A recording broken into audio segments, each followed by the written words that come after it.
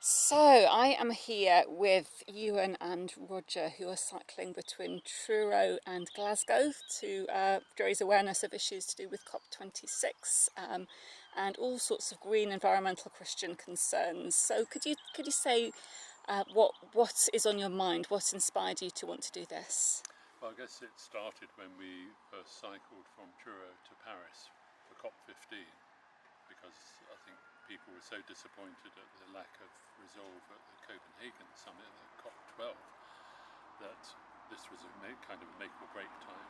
So now that we did get that target achieved, COP26 is really the first crunch time for evaluating the extent to which the nations have genuinely got plans in place to stick within the 1.5 degree Celsius temperature limit. And why are these international agreements so important? Well, I mean, we've all been seeing in the news in the last few months about the wildfires, the floods, and so on. But scientists have been warning about this for 40 years or more. And the problem is, the longer that people delay, the harder and the more costly the change is going to be. And also so many more people are going to be impacted. We might be able to cope with it here at the moment, but in the South Pacific, people's countries are disappearing. So it's of crucial importance.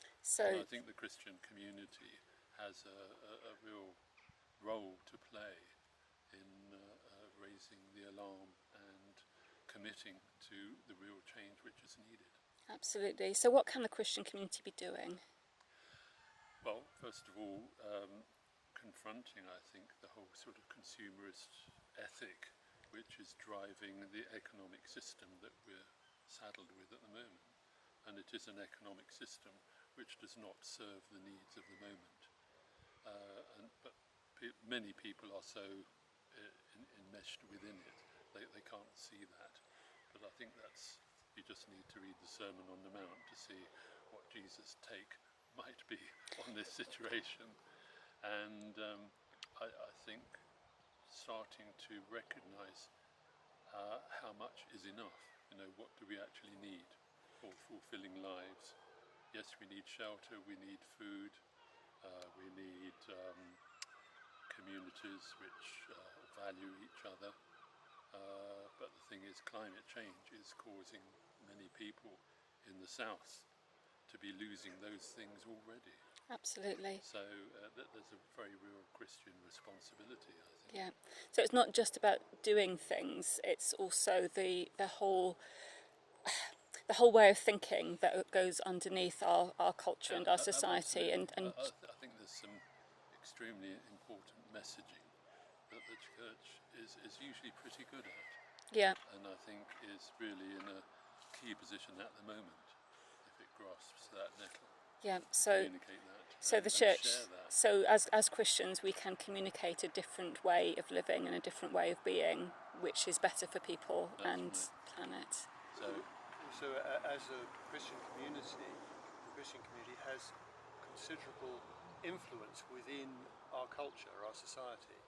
We're a multicultural society now, but still the Christian ethos is at the heart of that.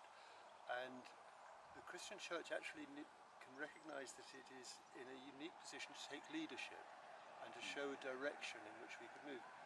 You asked about why international talks are so important, and that's a part of the same thing. It's so important because as individuals and as individual nations, we can all do our bit, but it's no good unless we're all doing it together. And so there has to be a degree of coordination and leadership to say, right, we are going to do this. And the church has a very powerful role to play in that, and possibly an underestimated amount of influence that it can exert in terms of moral leadership. A lot of us feel that society has rather lost its moral compass, and the church is something the church can step up to and say, this is how we should be doing things. So you would encourage us to have more confidence in our ability to influence. Exactly. I think so. Yeah. Absolutely. I believe that. Brilliant, brilliant. So I'm going to leave it there. I know that our diocesan environmental policy is going to be handed over to you guys tomorrow morning at the Cathedral at morning prayer, and you're collecting environmental policies as you go through the country. That's right. What are you going to do with those? Well, I will deliver those to our representatives at COP26, effectively with the message, look, the Church understands the problem, is prepared to take action. We now need some more leadership from you as governments to do the right thing as well. Thank you, thank you. So we're going to get back on our bikes. We're sitting here in Epney and onwards to Gloucester. Thank you very much. Thank you.